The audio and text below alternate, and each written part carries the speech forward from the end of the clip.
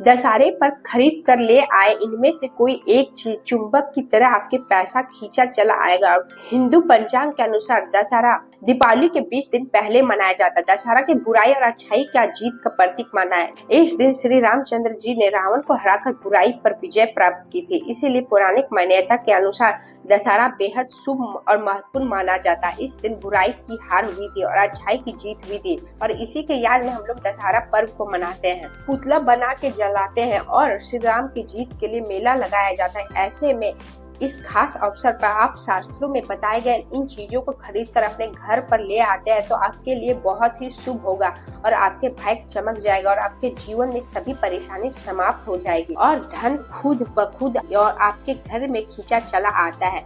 तो आइए जानते हैं किन चीजों को दशहरा में लाने से आपके अन्न धन भंडार हमेशा भरा रहेगा। उससे पहले आप माँ दुर्गा का आशीर्वाद चाहते हैं तो वीडियो को जरूर लाइक करें और कमेंट में जय माँ दुर्गा लिखना ना भूलें। आप अपने अनंत शक्ति चैनल को जरूर सब्सक्राइब करें। पहले नंबर, गुल्लक।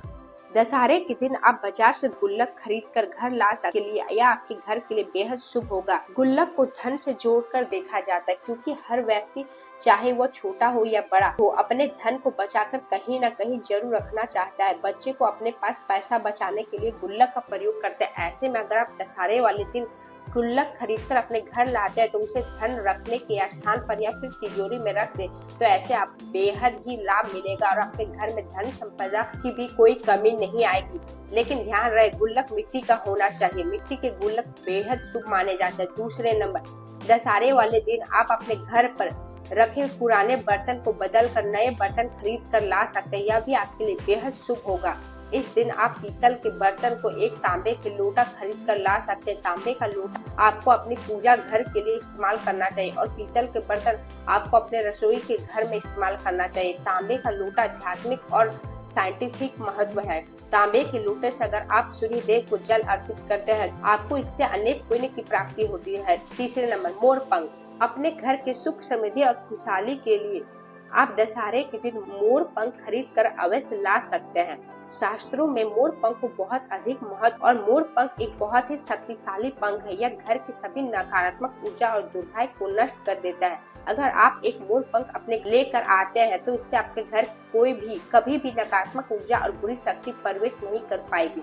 मोर पंख कितना शक्तिशाली है इस बात का पता हमें इससे ही लग जाता कि भगवान श्री कृष्ण मोर पंख को धारण करके रखते हैं। इसलिए दशहरे वाले दिन मोर पंख खरीद कर अपने घर लाना बेहद शुभ होता है। चौथे नंबर, खिलौना। इस दिन बाजार में भारी मेला लगा होता है और ऐसे में वहाँ पर कई तरह के बच्चों के लिए खिलौना बिकते हैं।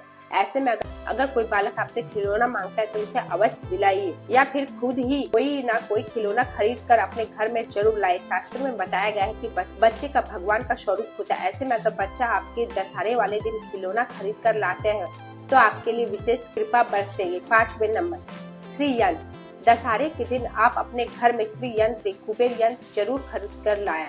श्री यंत्र या कुबेर यंत्र लाकर अपने घर की तिजोरी में रख दे। ऐसा करने से आर्थिक स्थिति में वृद्धि होगी और आपकी तिजोरी हमेशा धन से भरा रहेगा। लेकिन इस बात का ख्याल रखें कि पहले से यंत्र में गंगाजल से शुद्ध कर ले और फिर उस पर कुछ अक्षत रोली लगा के उसके बाद ही तिजोरी में रखें। छठे नंबर, मिट्टी के बर्तन।